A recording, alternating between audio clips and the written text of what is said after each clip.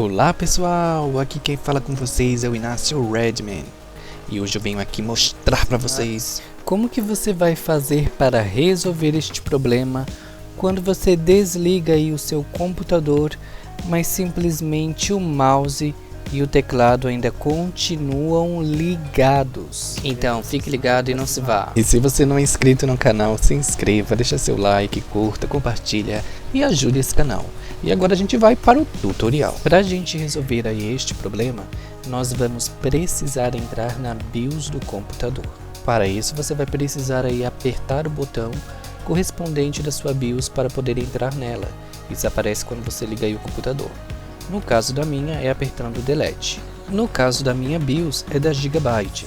Então eu tenho que entrar aqui em Settings e na aba dos Settings eu vou ter aí esta seguinte opção: Plataforma de Gestão de Alimentação.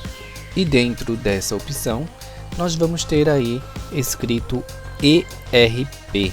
Algumas placas-mãe elas colocam esse nome escrito Deep Sleep. Pode ser que a sua seja escrito assim.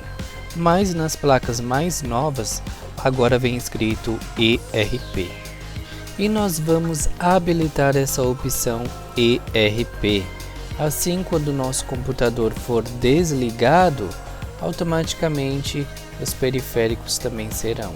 E não esqueça de salvar as suas configurações. Quando você for sair da BIOS, antes você precisa salvar, ok? Geralmente está escrito Save and Exit. Então se eu te ajudei, deixa seu like, curta, compartilha. E não esqueça de deixar aí a cidade da onde você está falando, para eu saber da onde você fala.